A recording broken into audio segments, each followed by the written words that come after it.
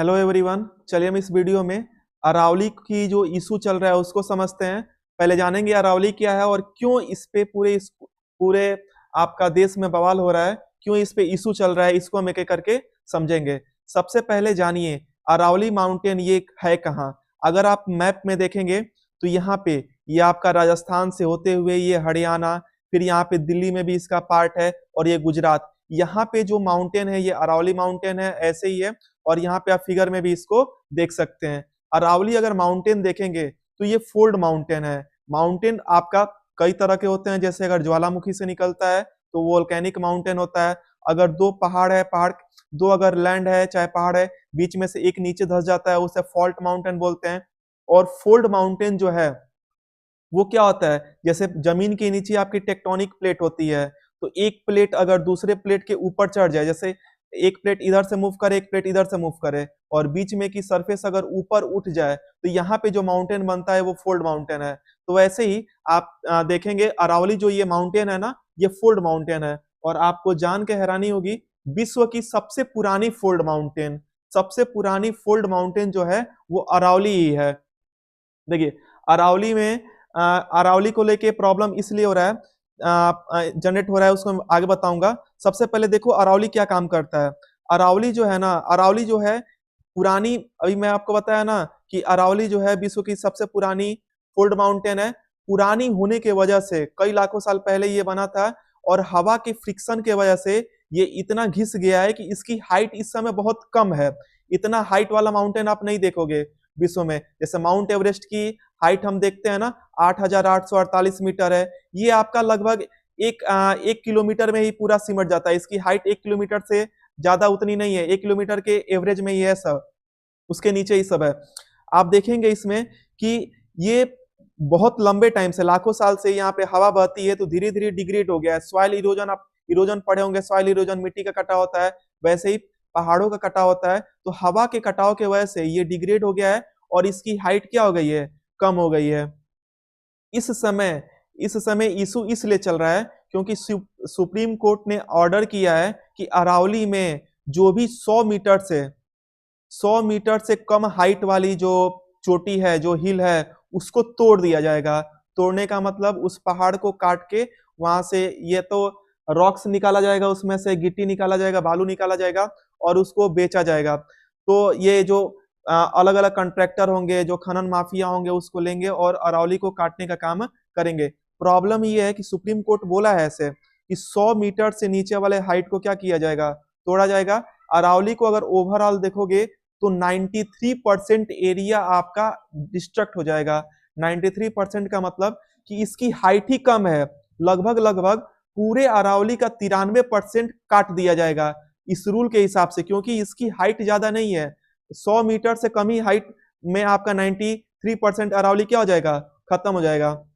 Problem ये है कि सुप्रीम कोर्ट बोला है कि 93%, जैसे सुप्रीम कोर्ट बोला है कि 100 मीटर से कम हाइट वाले को हम काटेंगे, तो हाइट कभी भी नापा जाता है तो सी लेवल से नापा जाता है। लेकिन यहाँ पे जो लोग हैं वो बोल रहे हैं कि जो यहाँ पे रास्ता है, जो नीचे का समतल मैदान है, वहां से हम 100 मीटर नापेंगे, और यहाँ से 100 मीटर नापोगे तो आपका लगभग 93% अरावली क्या हो जा रहा है, डिमोलिश हो जाएगा, काटा जाएगा। जबकि सी सरफेस से, सी लेवल कभी भी जो भी हाइट नापा जाता है वो सी लेवल से नापा जाता है, क्योंकि वर्ल्ड मैप में सभी नदी आपका, सभी ओशन एक मिला हुआ है, तो सी लेवल परफेक्ट हाइट नापा जाता है, उस वहीं से नापा जाता है। सी लेवल से अरावली का जो बेस है ना, वह खुद ही 250 मीटर ऊपर है। तो एक तरह से आप देखेंगे, अगर सी लेवल से देखा जाएगा तो अरावली का एक भी हिस्सा काटा नहीं जाएगा। लेकिन जो वहां के लोग हैं, जो गवर्नमेंट भी है, वो बोल रही है कि अरावली के बेस से हम 100 मीटर नापेंगे, और इसके वजह से अरावली का 93% एरिया क्या हो जाएगा, खत्म हो जाएगा। ये अरावली के बारे में हम लोग जाने। अब देखो अरावली से होने वाली हर स्टेट में क्या प्रॉब्लम होगी, मैक्सिमम स्टेट में क्या प्रॉब्लम होगी।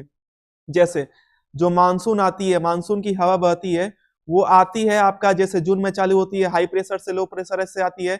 यहाँ पे आपकी अरावली की रेंज है, अरावली की रेंज है, तो यहाँ से मानसून आती है ना, तो मानसून आती है। अरावली जो है, अरावली बारिश नहीं कराती है राजस्थान में, लेकिन एक काम करती है स्पीड ब्रेकर का। स्पीड ब्रेकर मतलब कि इसको रोकने का काम करती है, थोड़ा स्लो करने का काम करती है। मानसून तेजी से जाता है, लेकिन अरावली के वजह से थोड़ा सा उसकी स्पीड क्या हो जाती है, स्लो हो जाती है।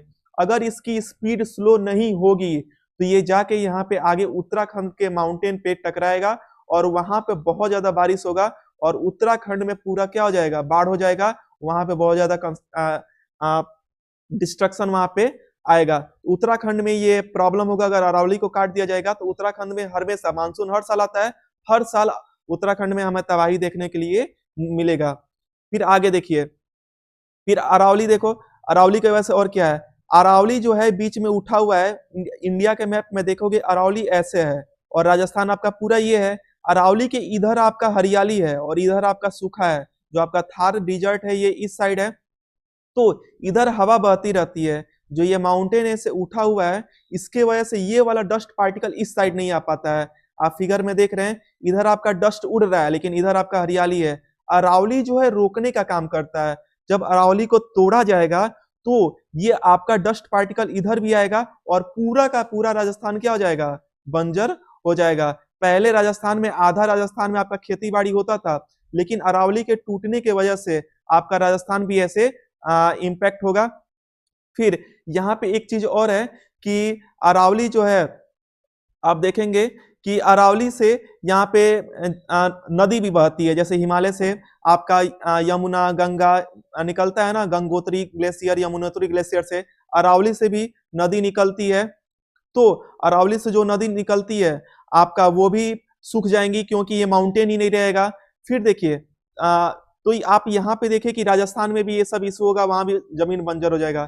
तीसरी चीज देखिए, तीसरा स्टेट की कहानी, यहाँ पे मेडिटेरियन सी है, मेडिटेरियन सी से हवा उठती है और यहाँ पे इंडिया में लो प्रेशर बनता है। लो प्रेशर बनता है आपका राजस्थान के थार डिजर्ट के वजह से, तो हाई प्रेशर से लो प्रेशर आपकी ठंडी में हवा आती है। इसी वजह से आप देखते हैं कि पंजाब हरियाणा में कभी कभी ठंडी में बारिश हो जाती है। हमारे तरफ भी यूपी में ठंडी में बारिश हो जाती है। मेडिटेरियन सी से जो हवा आती है उसे हम जेट स्ट्रीम बोलते हैं और इसके वजह से यहाँ पे बारिश हो जाती है। अब देखो प्रॉब्लम ये होगा कि यहाँ पे अगर ये जेट स्ट्रीम जो आती है, ये अरावली जो है ना इसको रोक देती है और आपकी हल्की फुल्की बारिश यहीं पे होती है। अगर ये अरावली नहीं रहेगी तो क्या होगा कि जो हवा रुकनी चाहिए यहाँ पे, आपका जो अरावली की वजह से यहाँ पे रुकनी चाहिए, रुकेगा नहीं और ये हवा जो है, जेट स्ट्रीम जो है यहाँ आगे आएगा और मध्य प्रदेश में आपका बारिश कराएगा। बात ये है ना कि बारिश कराना अच्छी चीज है, लेकिन ठंडी में बारिश होगी। जो मेडिटेरियन सी से जो हवा उठती है वो ठंडी में आएगी और ठंडी में आएगी तो जो भी फसल होती है, मध्य प्रदेश में सबसे आपका गेहूं ज्यादा होता है, पल्सेस दाल ज्यादा होते हैं, तो सभी आपकी क्रॉप क्या हो जाएंगी, खराब हो जाएंगी और यहाँ पे बालू भी ऐसे आने लगेगा और ठंडी में बारिश होने लगेगी। तो आपका एमपी भी इससे इम्पैक्ट कर रहा है, मध्य प्रदेश, और वहां भी एक समय आने के बाद यहाँ पे बंजर चीजें हो जाएंगी। आगे देखेंगे यहाँ पे कि अब देखो दिल्ली में सुप्रीम कोर्ट है, सुप्रीम कोर्ट ने जजमेंट दिया है कि 100 मीटर से कम हाइट वाले को सबको तोड़ दो। लेकिन प्रॉब्लम ये है ना कि अरावली अगर यहाँ से हटेगी तो यहाँ का धूल जो है, दिल्ली भी यहीं पे पास ही में है, तो यहाँ से जो डस्ट पार्टिकल है, डस्ट पार्टिकल आपके दिल्ली में भी जाएंगे और दिल्ली में जैसे आपका सुप्रीम कोर्ट है, पार्लियामेंट है, सेंट्रल विस्टा, जितने भी देश के एम्बेसी है, सब अमेरिका के, रसिया के, चाइना के, सबके एम्बेसडर आपके दिल्ली में बैठते हैं और दिल्ली में भी आपका हर जगह आपका बालू बालू वाला एरिया हो जाएगा।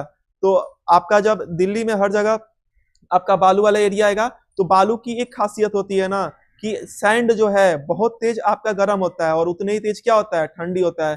तो गर्मी में और ज्यादा गर्मी होगा आपका दिल्ली में और ठंडी में और ज्यादा क्या हो जाएगा, बालू जो है और तेज ठंडा होगा। इसके वजह से दिल्ली की भी रहने लायक कंडीशन नहीं रहेगी। तो सुप्रीम कोर्ट का जो आदेश आया है ना, इस पे ये सोचने वाली बात है। अरावली की वजह से बहुत ज्यादा प्रॉब्लम होगा पूरा इंडिया में और इसके वजह से, इसी वजह से पूरे देश में क्या हो रही है, प्रोटेस्ट हो रही है। ये था इस टॉपिक पे डिस्कशन। मिलेंगे हम आपसे किसी नेक्स्ट टॉपिक पे ऐसे डिस्कशन के साथ।